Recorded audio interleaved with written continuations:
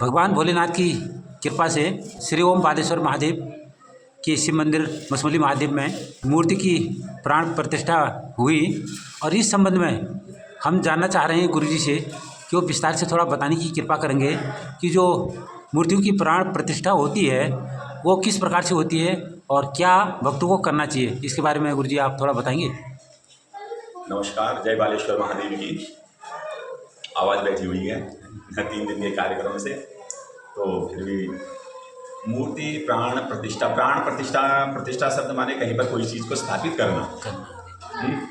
तो मूर्ति में प्राण की प्रतिष्ठा करना पे, और जब किसी में प्राण होता है तभी वह किसी नाम उसको दिया जा सकता है। तब तक कोई पत्थर कहें उसको या शिव और शव, तब तक वह शिव नहीं शव है जी, जब तक उसके अंदर प्राण नहीं है जी।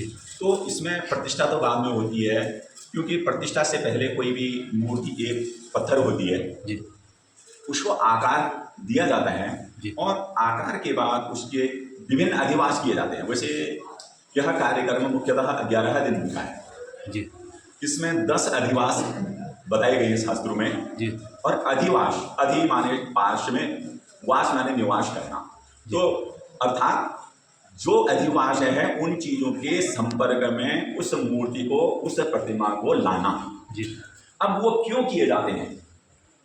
नंबर 1 उसका यह है कि उन अधिवासों के द्वारा मूर्ति को का शोधन किया जाता है जी, उसका संस्कार किया जाता है, उसमें देवत्व का आवाहन कैसे हो, उसके वातावरण के योग्य उनको बनाया जाता है। मूर्तियों को जो अशुद्धियां हैं उन अशुद्धियों का शोधन किया जाता है जी।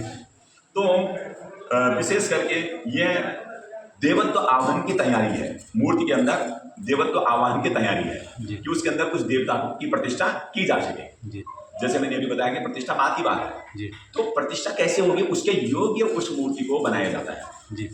इसमें क्या होता है, प्रथम जलाधिवास होता है, पूजा का कार्यक्रम, अन्य देवी देवताओं का आवाहन, स्थापन, पूजन या यज्ञ आदि ये कार्य तो है ही, या तो अन्य कार्यक्रमों में भी होते हैं, परंतु इसमें जैसे जलाधिवास होता है तो जल तत्व की जो शक्ति है उसको उस मूर्ति के अंदर क्या करना, प्रतिष्ठित करना। इसका महत्व क्या है कि जल से ही शुद्धि होती है, तो उसका पवित्रीकरण, मूर्ति का शोधन, जो इसके अंदर जो अपवित्रता है उसका परिमार्जन का एक प्रतीक है, और जल जीवन का आधार है, तो उस जल तत्व का भी इसके अंदर आह्वान किया जाता है।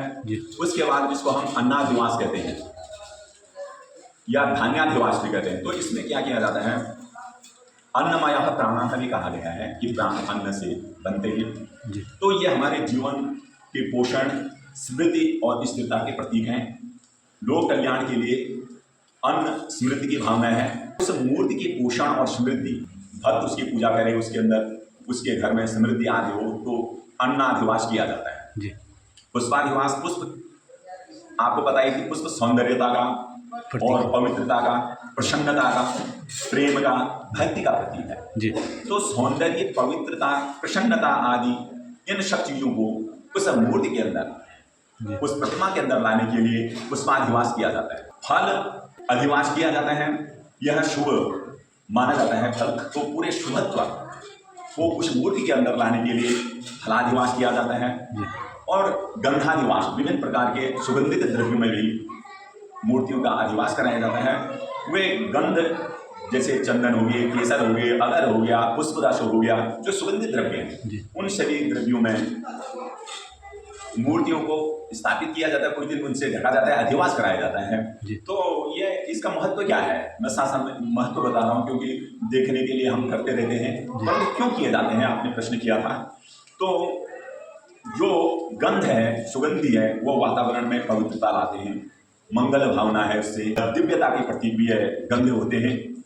औषधिवास, औषधि विभिन्न प्रकार की दवाओं या जो हमारी जड़ी बूटियां हैं जो आयुर्वेद से संबंधित हैं, तो इनका महत्व यह है कि इनसे रोग निवारण, जीवन शक्ति की, मंगल की कामना की जाती है। जिस प्रकार औषधि हमारा कल्याण करती है, हमारे रोग को दूर करती हैं, कि इस मूर्ति की पूजा के बाद हमारे सभी अमंगल दूर हो जी।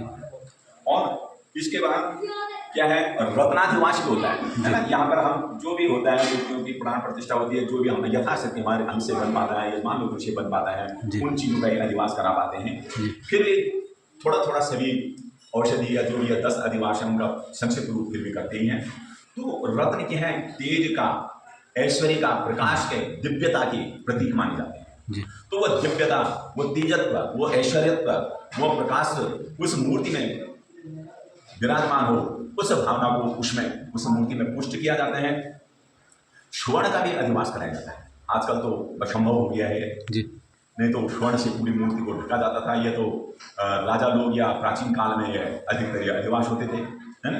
तो स्वर्ण क्या है, तेज का है, ऐश्वर्य का है, पवित्रता का है। स्वर्ण को पवित्र माना गया है, तो यह मूर्ति हमारे लिए पवित्र हो। फिर शय्याधिवास है, और शय्या में क्या है, सेवा भाव का है, सेवा भाव का प्रतीक को माना जाता है। वस्त्राधिवास है, यह तो आप जानते हैं, मर्यादा का भाव, शुद्धता का भाव, सम्मान का प्रतीक, ये सब है। और धृताधिवास, घी में भी अधिवास कराया जाता है, तेल में भी किया जाता है। ये पोषण के प्रतीक माने जाते हैं, है ना। जिससे हमारा शरीर पुष्ट होता है, तो उस मूर्ति की पुष्टता के लिए सब किया जाता है। और जो ये इनके उद्देश्य हैं, मुख्य रूप से ये अधिवास जो किए जाते हैं, उसमें क्या होता है, ये मूर्ति को, उस प्रतिमा को शुद्ध और संस्कारवान बनाना है। तो यहाँ तक तो यह मूर्ति को योग्य बनाया गया है जी। आपने देखा होगा कि हम गहना बनाते हैं, सुनार जब गहना बनाता है तो पहले सोने को तपाता है जी, पीटता भी है जी। तो ये सब पहले उसकी प्रक्रियाएं करता है, आग में जला देता है, परखता है, घिसता है। तो उसी प्रकार उस मूर्ति को प्राण प्रतिष्ठा के योग्य इन संस्कारों के द्वारा, इन अधिवासों के द्वारा कराया जाता है जी।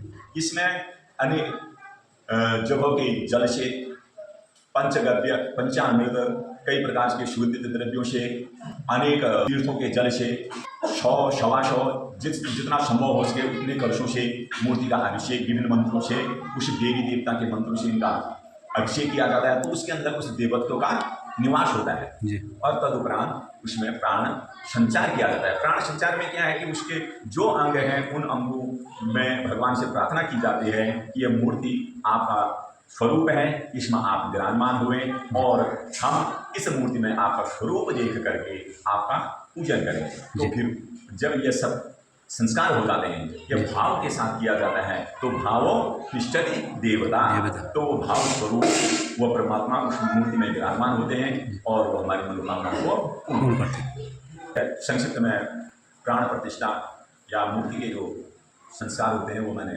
आपको बताया। बहुत बहुत धन्यवाद गुरु जी आपका।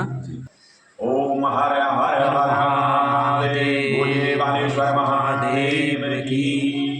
नमः पार्वती पतये, हर हर हर।